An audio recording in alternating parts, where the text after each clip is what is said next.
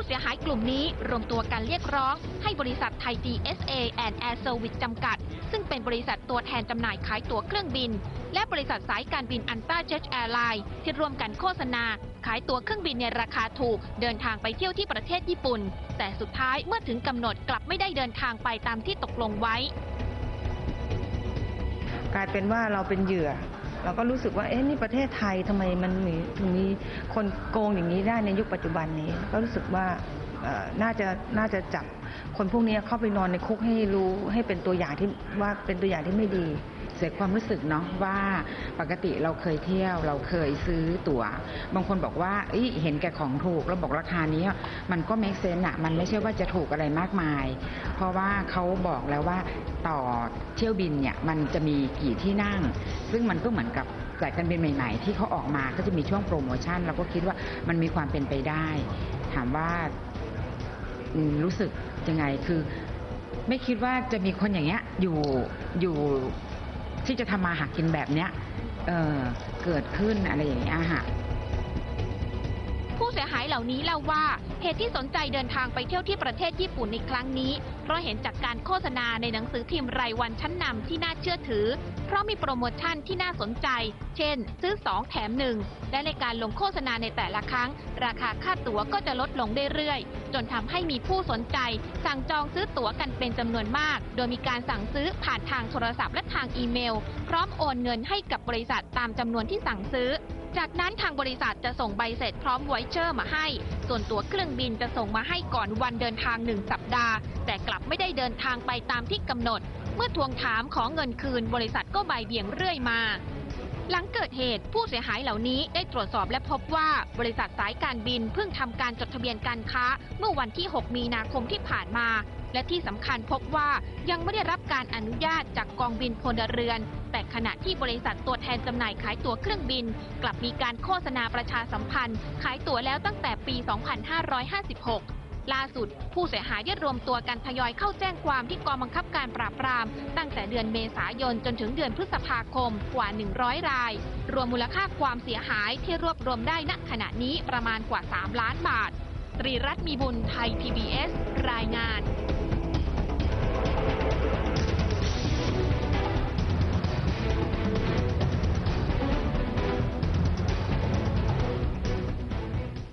ท่านผู้ชมครับปัญหาเกี่ยวกับเรื่องของการซื้อตั๋วเครื่องบินราคาถูกแล้วก็ไม่ได้บินตามที่กำหนดเอาไว้นะคะวันนี้ผู้เสียหายและผู้เกี่ยวข้องมาร่วมพูดคุยอยู่บนเวทีทั้งหมด3 ท่านด้วยกันนะคะซ้ายมือดิฉันท่านแรกคุณสราวุฒิประภากมลค่ะสวัสดีค่ะ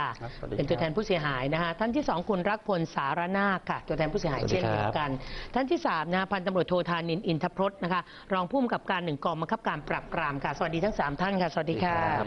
ค่ะถามในส่วนของคุณสราวุฒิจากข้อมูลที่ผู้สื่อข่าวของเราคุณตีรัตน์รายงานไปเมื่อสักครู่นี้นะก็จะเห็นว่าพวกเราทุกคนเนี่ยนะตอนนี้ก็คือต้องการที่จะได้เงินคืนใช่ครับเราติดต่อไปยังบริษัทเขาอ้างว่ายังไงบ้างคะ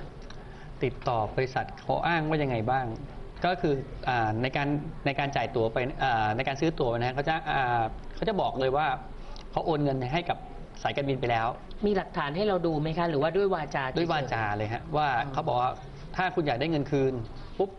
เขาต้องทำเรื่องทั้งหมด30 วันเขาจะให้เงินคุณคืนค่ะนะฮะแล้วครบกำหนด30 วันหรือยังหลังจากที่เราได้แจ้งว่าหรือว่าครบไปครบไปนานแล้วครับครบไปนานแล้วเขาบอกทุกคนครบกันไปนานแล้วฮะเมื่อครบไปนานแล้วเราโทรย้อนกลับไปบอกว่าไหนคุณบอกว่า30 วันจะได้เงินคืนเลยมาแล้วเนี่ยหมายความว่ายังไงเขาให้คำตอบยังไงบ้างคะคำตอบที่ผมได้คือว่าไม่รับสายโทรศัพท์หนีเลยติดต่อไม่ได้พวกเรามีใครถึงขั้นตามไปที่สำนักงานเขาไหมคุณรักพลมีใครตามไปเลยไหมคะไปกันคณะใหญ่เลยครับปรากฏว่าสิ่งที่เห็นคือสำนักงานก็วันนั้นรู้สึกจะไปแล้วยังเปิดอยู่นะครับแล้วก็เจอคน1 คนเนาะก็คือเจ้าของบริษัทเขานั่งทำงานอยู่ในนั้นก็เลยเชิญตำรวจมาทางคุณรังสิมันแหละครับผมเจอทางเจ้าของบริษัทไทย GSA นี่แหละที่มีปัญหาทางขายตั๋วเนี่ยไปก็เจอเขาอยู่ในนั้นแล้วเขาอธิบายว่าก็เขาทีแรกเขาจะไม่อธิบายอะไรจนกระทั่งต้องเอาวันนั้นผมไปกับนักข่าวด้วยซึ่งมีออกข่าวไปรอบก่อนไปกับนักข่าวจะไม่คุยอะไรนะฮะจนกระทั่งต้องเชิญตำรวจสน.ลุมพินีมาเชิญตัวไปที่โรงพักค่ะจะ เขาก็ยังเหมือนเดิมอ่ะไม่ยอมให้ ปากคำใดๆ อะไรพวกเนี้ยก็คือต้องเชิญเขามาที่กองปราบ ค่ะ มาที่กองปราบมาดำเนินเรื่องครับ แสดงว่าที่เขาบอกพวกเราไว้ว่าทำเรื่องไว้30 วันจะได้เงินคืนก็คือ ไม่มีใครได้เงินคืนแม้แต่เจ้าเดียว แล้วก็เลย30 วันมานานแล้วนะติดตามขอความคืบหน้าก็ไม่มีคำตอบใด ๆนะคะ เรื่องนี้นะผู้เสียหายทั้งหมดนะรวมตัวกันไปแจ้งกองปราบถูกไหมคะคราวนี้ถามทางท่านรองธานินทร์นะคะหลังจากที่ได้รับแจ้งแล้วกองปราบดำเนินการยังไงต่อคะตอนนี้ ตอนแรกที่มาแจ้งความที่กองปราบประมาณ30 กว่ารายก่อนนะ ค่ะ ฮะแล้วตอนหลังก็มีมาเรื่อยๆ ตอนนี้ก็สอบปากคำไปแล้วประมาณ60 กว่าราย ถ้าพูดถึงเรื่องจำนวนที่นั่งที่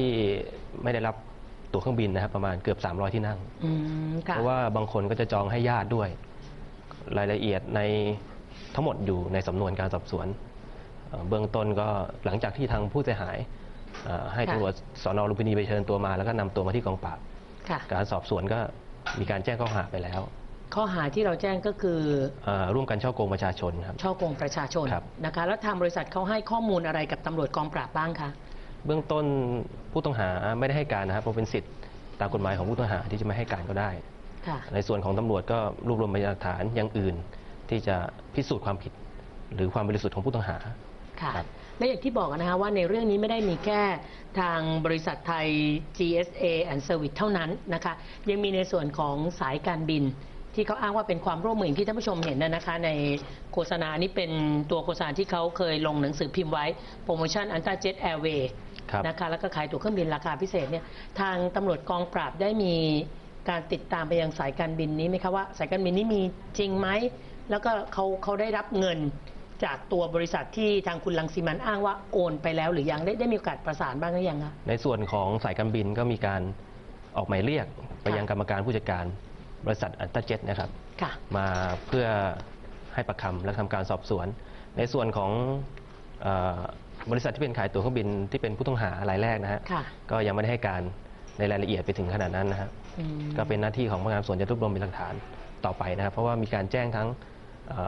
ผู้จำหน่ายตั๋วแล้วก็สายการบินด้วย ค่ะ ครับ ค่ะ แสดงว่าเดี๋ยวกรณีนี้เราก็ต้องรอให้ทางตัวแทนของบริษัทอันตราเจ็ตแอร์เวย์ ใช่ครับ เข้ามาพบตามหมายเรียก ครับ นะคะ มาพบตาม แล้วถ้าเกิด จำนวนแล้วก็ เขา ให้การ ไม่ยอมมาพบสักทีตำรวจจะทำยังไงล่ะคะ ก็อาจจะออกหมายเรียกอีกครั้งหนึ่งแล้วก็ถ้าไม่มาอีกก็คงจะต้องถ้าเห็นว่าเป็นความผิดก็ต้องอนุมัติขอศาลออกหมายจับ ออก ต่อ หมา ไป ยจับ ครับ นะคะแต่หากแม้ว่าจับเขามาได้อะนะสมมุติอะนะถ้าเขาไม่มาตามหมายเรียกเขามีสิทธิ์ที่จะให้ปากคำหรือไม่ให้ปากคำก็ได้ใช่ไหมคะ ได้ครับ ก็จะเหมือนกับทางบริษัทไทย GSA ครับ แล้วกรณีนี้ผู้เสียหายจะมั่นใจได้ว่ายังไงว่า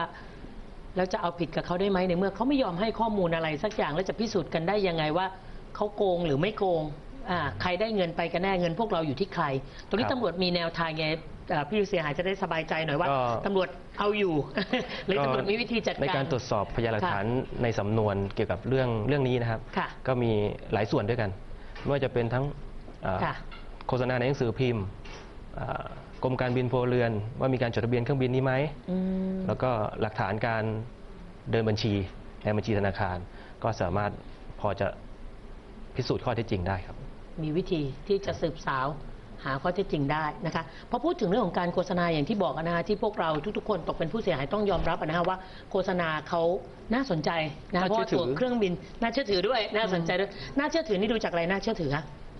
ดูจากสื่อที่เขาลงฮะเขาลงหนังสือพิมพ์เดลี่นิว ได้บารมีของสื่อของ ใช่ หนังสือพิมพ์มาทำให้ดูน่าเชื่อถือ ใช่ครับ อย่าไปพูดกับใครนะ เดี๋ยวคนหลอกจะไปหาสื่อที่น่าเชื่อถือมากๆนะแต่ก็เป็นไปได้ธรรมดานะเรื่องนี้ทางรายการประสานงานไปยังท่านรองเลขาธิการของสำนักงานคณะกรรมการคุ้มครองผู้บริโภคนะคะก็คือรองเลขาบัณฑิตตั้งประเสริฐท่านอยู่ในสายกับเราเดี๋ยวขออนุญาตพูดคุยพร้อมกันนะคะ ใช่ครับ สวัสดีค่ะท่านรองเลขาบัณฑิตคะ สวัสดีครับคุณอนุมาครับผม ค่ะ ตอนนี้ผมอยู่ที่จังหวัดเชียงใหม่นะครับ อ๋อ มา ค่ะ โครงการสคบสัญจร ก็ ค่ะ มีการร่วมประชุมกับทางท่านผู้ว่าราชการจังหวัดเชียงใหม่ ท่าน โอ้ขอบพระคุณมากๆ สุริย อุตส่าห์ให้สัมภาษณ์เรา ก็มีหลายเรื่องที่เกี่ยวข้องกับ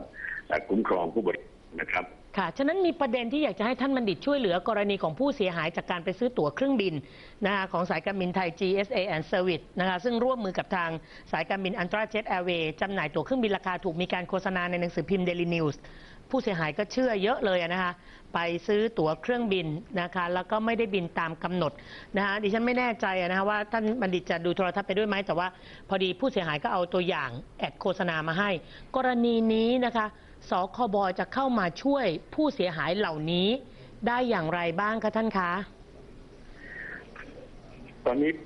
ต้องขออภัยนิดหนึ่งผมได้ดูโทรทัศน์และผมอยู่ในที่ประชุมแต่นี้พอประเด็นที่คุณอนุมาถามแล้วก็คงจะเรียนท่านผู้ชมทราบนะครับว่าเรื่องของสำนักงานคณะกรรมการคุ้มครองผู้บริโภคท่านเลขาธิการท่านอำพลวงศ์ศิรินี่ท่านมุ่งมั่นตั้งใจที่จะทั้งป้องกันแล้วก็แก้ไขปัญหาในการร้องเรียนอย่างมากถ้าดูในเรื่องของการโฆษณาคุณอนุมาครับ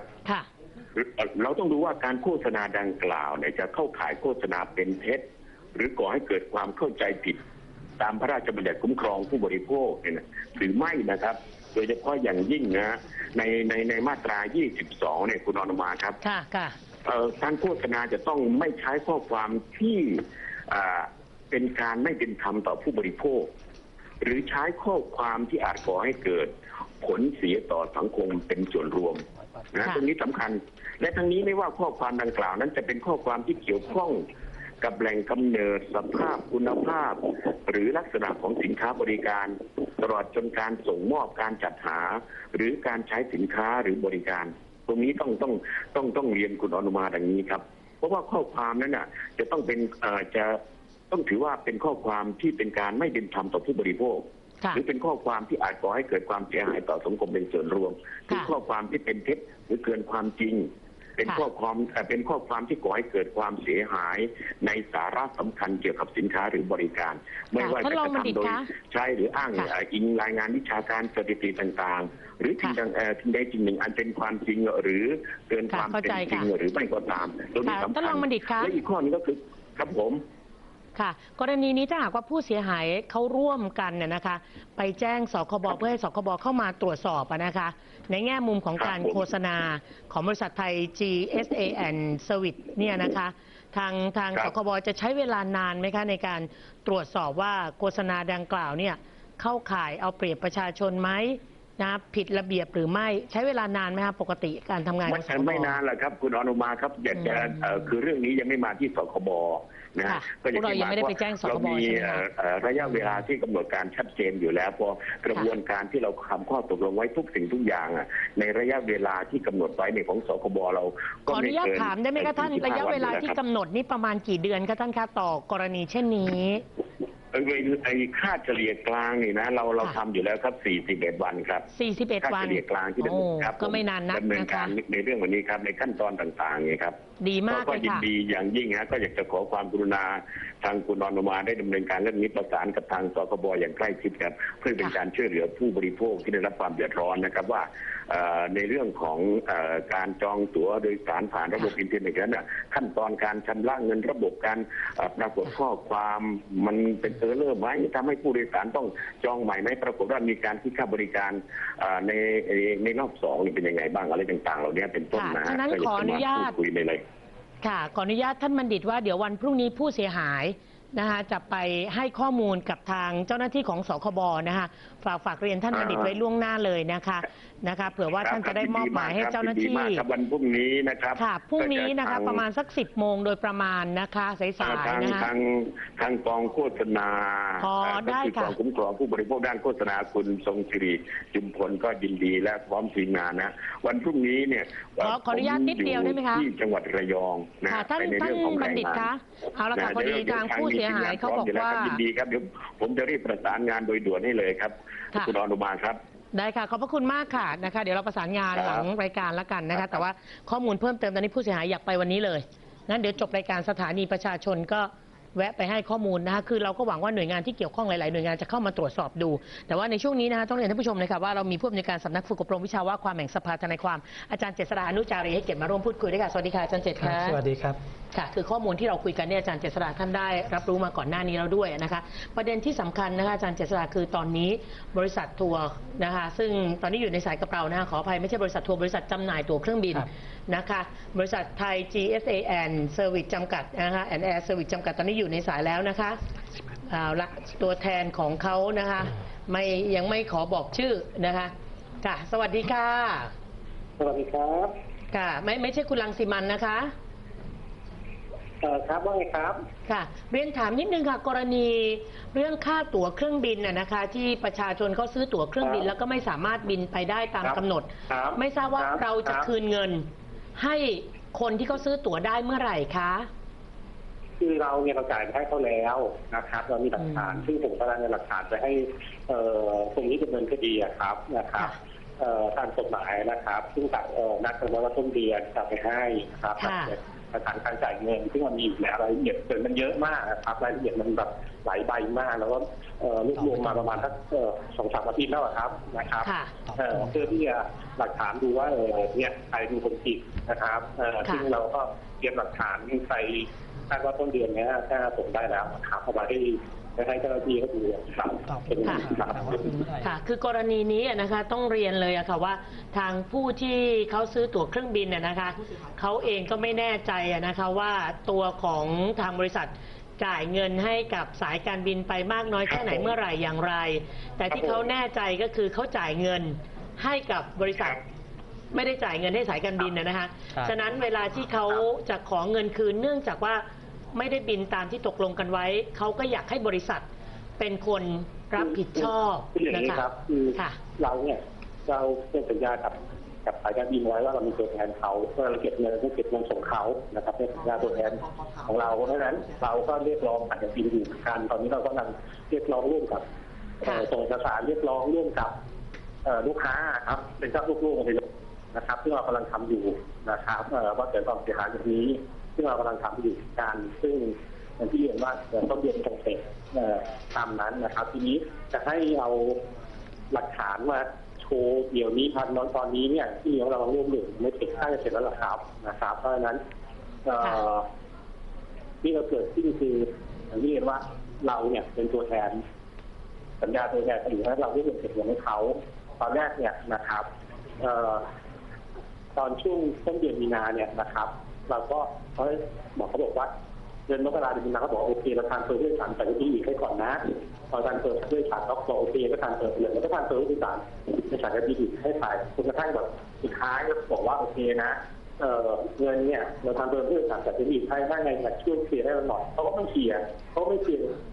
เสร็จแล้วก็บอกเราต้องหยุดทานเฟอร์แล้วนะก็เลยมีปัญหาทันทีขึ้นมาเพราะว่าในมุมการที่จะเป็นตัวแทนเราก็ต้องทำร่วมกับตัวแทนว่าทำบอกเขาว่าโอเครับเงินจ่ายเขานะครับโอเคที่ทานเฟอร์จัดการให้เงินของเขาก็ต้องทำตามเขาครับแต่ว่าผมเข้าใจทางลูกค้าเนี่ยแต่เงินที่เราเข้าใจไม่เข้าใจแต่ว่าประเด็นที่มันเกิดขึ้นคือเขาได้รับเงินไปแล้วค่ะขอถามเพิ่มเติมนิดหนึ่งนะคะค่ะขออนุญาตถามเพิ่มเติมค่ะเดี๋ยวขอนิดนึงนะคุณไปต่างจังหวัดอยู่นะครับขออนุญาตนิดนึงได้ไหมครับเชิญค่ะแต่ว่าเรากำลังรวบรวมเอกสารส่งเจ้าหน้าที่ครับทั้งหมดนะครับค่ะคราวนี้ถามเลยนะคะในส่วนของบริษัทอันต้าเจ็ตแอร์เวย์เนี่ยนะคะทางบริษัทไทย GSA นี่ได้รู้จักนะคะแล้วก็ไว้ใจทำสัญญาด้วยถูกต้องไหมคะถูกต้องครับเราได้ตรวจสอบชัดเจนเรียบร้อยใช่ไหมคะถึงตกลงทำธุรกิจกับเขาใช่ไหมคะมีข้อตกลงกันชัดเจนอยู่แล้วใช่ไหมคะมีครับอ๋อค่ะคือกรณีนี้นะสายการบินอันต้าเจ็ตแอร์เวย์นี่เขาดำเนินการถูกต้องตามกฎหมายไหมคะถามคุณรังสิมันถามตัวแทนของคุณรังสิมันเนี่ยนะคะได้ตรวจสอบชัดเจนไหมคะเขามีใบจดทะเบียนนี่ครับเดี๋ยวขออนุญาตนะครับได้จดทะเบียนถูกต้องเพราะเรามีหลักฐานเยอะดีๆต้องขออนุญาตครับพอดีส่งกำลังไปต่างจังหวัดนะครับไม่เป็นไรค่ะก็ถือโทรศัพท์ไปด้วยก็ได้นะคะอย่าเพิ่งวางสายนะคะเพราะว่าเดี๋ยวเกรงว่าเดี๋ยวสายจะหลุดคือต้องเรียนอย่างนี้นะคะทางรายการเองประสานงานนะคะไปยังท่านรองอธิบดียศเหล่าหะสินสมจิตนะคะท่านเป็นรองอธิบดีฝ่ายเศรษฐกิจของกรมการบินพลเรือนซึ่งปกตินะคะใครที่จะเปิดสายการบินก็ต้องไปขออนุญาตนะฮะสวัสดีค่ะท่านรองอธิบดียศค่ะสวัสดีครับคุณรองมาค่ะท่านรองคะขออนุญาตสอบถามเกี่ยวกับเรื่องของสายการบินอันตราเจ็ตแอร์เวย์ค่ะไม่ทราบว่าสายการบินดังกล่าวได้มีการยื่นเรื่องนะขอทำธุรกิจการบินกับทางกรมบ้างไหมคะตั้งแต่ปีที่แล้วนะคะท่านขอเล่าอย่างนี้นะฮะค่ะสายการบินนี้จริงๆไม่มีตัวตนเลยไม่มีตัวตนเลยไม่มีตัวตนเลยแล้วเราเองเนี่ยนะทางกรมเองก็เห็นในโฆษณาแล้วทำหนังสือแจ้งไปยังสคบแล้วตั้งแต่เดือนกุมภา นะว่ามันไม่ใช่สายการบินนะฮะเมื่อกี้ที่ตัวแทนของบริษัทขายตั๋วบริษัทไทย PSA พูดถึงว่าเขาได้จดทะเบียนผมดูในโทรทัศน์ก็เห็นอยู่เหมือนกันนะฮะจดทะเบียนเป็นบริษัทกับกระทรวงพาณิชย์แต่เขาไม่ได้ตั้งเป็นสายการบินการที่จะตั้งเป็นสายการบินต้องมาขอที่กรม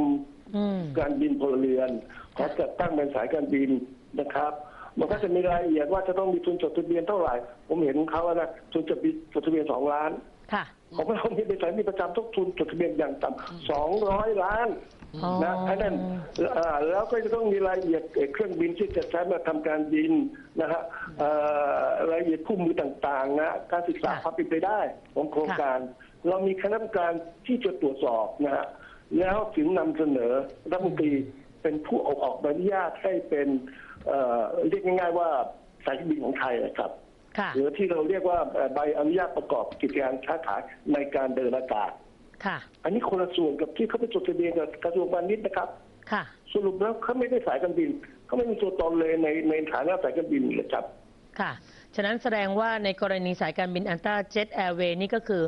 ไม่ได้มีการดำเนินการที่ถูกต้องในเรื่องของธุรกิจการบินใดๆทั้งสิ้นมีแค่จดทะเบียนกับทางกระทรวงพาณิชย์เท่านั้นนะในรูปแบบของบริษัทนะคะไม่ได้มีตัวตนอย่างที่ท่านรองอธิบดียศว่าเลย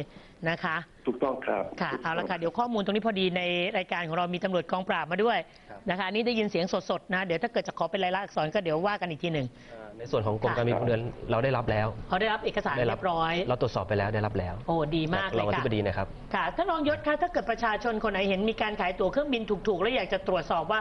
สายการบินนี้มีตัวตนไหมเนี่ยขออนุญาตถูกต้องไหมท่านแนะนำหน่อยได้ไหมคะ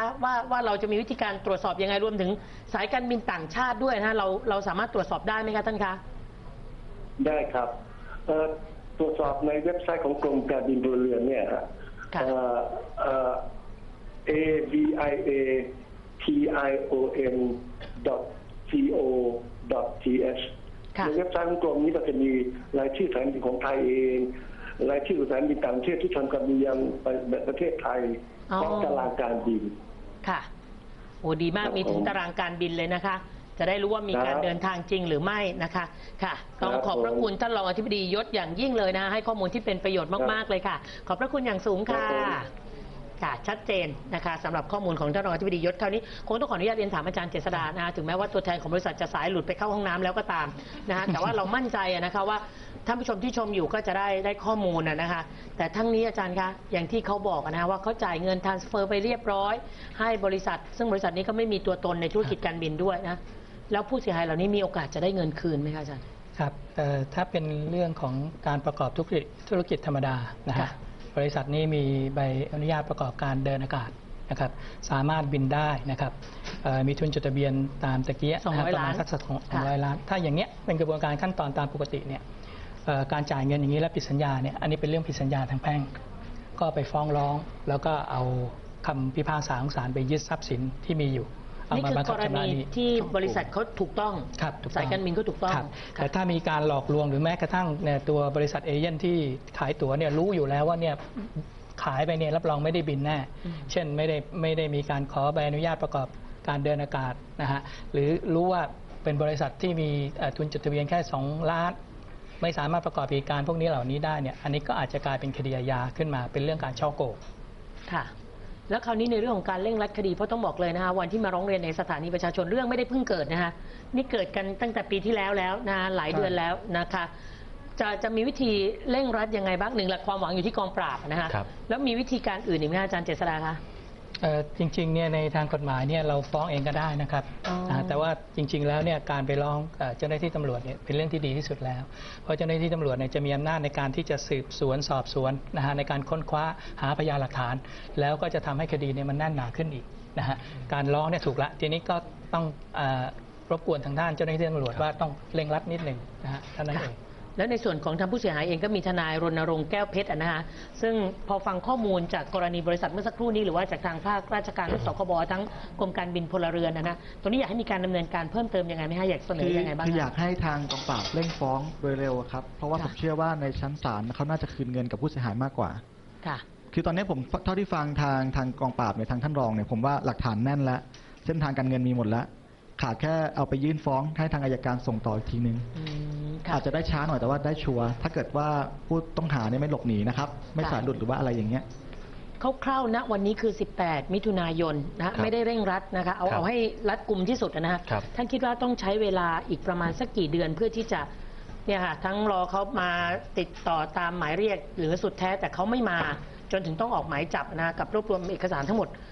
สัก3 ถึง 5 เดือนถึงขนาดนั้นไหมคะท่านก็ขออนุญาตเรียนว่าคดีนี้ทางผู้กำกับบัญชาก็ให้ความสำคัญนะครับเพราะเป็นเรื่องความเดือดร้อนของประชาชนก็มีการเร่งรัดดำเนินการเอกสารที่เราตรวจสอบไปยังหน่วยงานที่เกี่ยวข้องเนี่ยดำเนินการหมดแล้วไม่ว่าจะเป็นในส่วนของผู้ต้องหาเองก็ต้องตรวจสอบประวัติอาชญากรก็ส่งไปแล้วเพียงแต่ว่าอาจจะต้องมีการรวบรวมพยานหลักฐานหรือรอหนังสือตอบกลับไปอย่างเป็นทางการอีกสักส่วนหนึ่งก็คงจะใกล้จะสมบูรณ์แล้วฮะตอนนี้ก็คิดว่าใช้เวลาไม่นานครับอาจจะไม่ถึงนั้นแต่ก็ต้องดูว่าเอกสารตอบกลับต่างๆจากหน่วยงานที่เกี่ยวข้องน่าจะมาได้เร็วก็คงจะใช้เวลาไม่นานในส่วนของผู้ต้องหาที่เป็นส่วนของสายการบินก็ออกหมายเรียกไปแล้วก็คิดว่า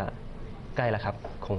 ให้ความสบายใจได้เอาละเป็นกำลังใจให้กับเจ้าหน้าที่ตำรวจกองปราบเราไว้ใจมั่นใจตำรวจกองปราบในการปฏิบัติหน้าที่นะคะแล้วก็ในขณะเดียวกันทางผู้เสียหายเองเขาก็มีทนายด้วยนะเผื่อขาดหรืออะไรก็สามารถติดต่อผ่านทนายในการสนับสนุนข้อมูลตอนนี้ประชาชนที่ทราบข่าวก็เข้ามาลองทุกข์เพิ่มเติมก็มีครับมาได้เรื่อยๆมาเรื่อยๆครับเอาละค่ะเดี๋ยวทางรายการสถานีประชาชนจะช่วยเกาะติดสถานการณ์ด้วยนะแล้วก็นำความคืบหน้ามารายงานให้ทราบนะใครที่ทำดีเราก็ยกย่องเชิดชูนะทำไม่ดีก็มารับผิดชอบด้วยนะคะเอาละค่ะขอบพระคุณทั้ง3ท่านนะคะเดี๋ยวอาจารย์เจษฎายังอยู่กับเราในเรื่องต่อไปด้วยนะขอบพระคุณมากค่ะนะพอพูดถึงเรื่องของการซื้อตั๋วเครื่องบินแล้วต่อเนื่องเลยนะคะเกี่ยวกับที่พักกันบ้างนะคะเพราะว่ามีเป็นประเด็นนะคะเรื่องของภูพะนางรีสอร์ทที่จังหวัดกระบี่หลายคนคงจำได้นะคะซื้อแพ็กเกจทัวร์เรียบร้อยไปถึงกระบี่ถูกลอยแพกลางทะเลเลยนะคะเพราะไม่มีที่พักไม่มีทัวร์มาดูแล